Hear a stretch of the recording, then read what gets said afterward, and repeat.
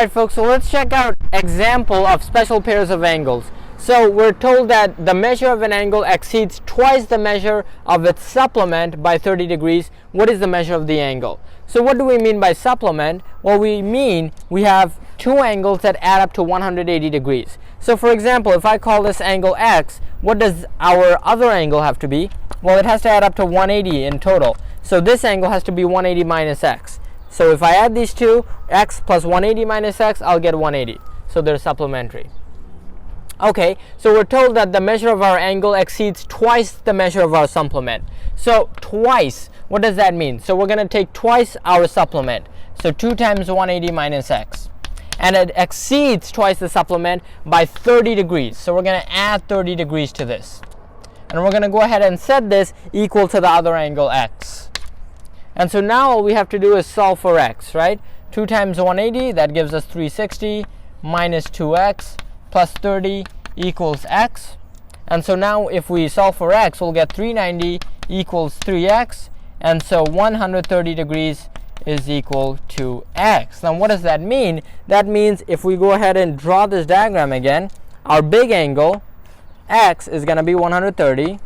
And our supplementary angle is going to be 180 minus 130, which is 50 degrees. And so that's how you solve this problem. Let's check out another example of special pairs of angles. Today our goal is to find x.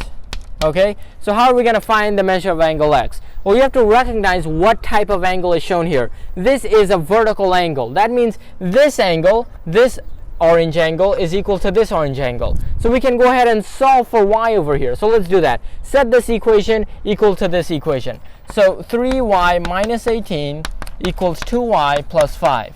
Now we're going to solve for y, subtract 2y from both sides, and add 18 to both sides. So you get y is 23. So now we know what y is. We can go ahead and plug in y to this angle. So let's go ahead and plug in y. So this is going to be 2 times 23 plus 5.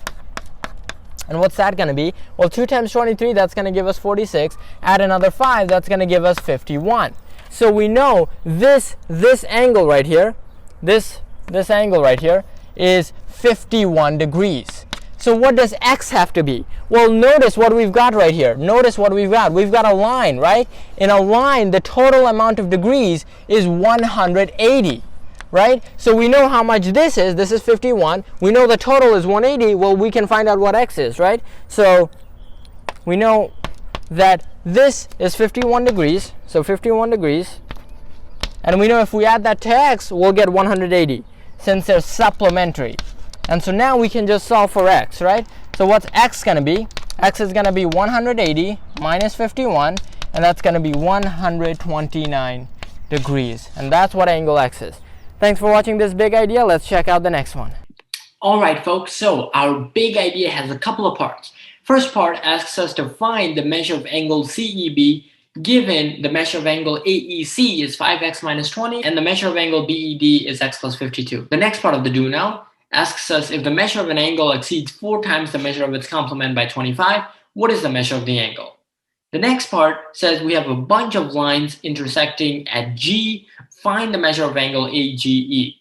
And finally, the last part of our do now has 2 lines intersecting at the point R, and we have to find the measure of angle ARG.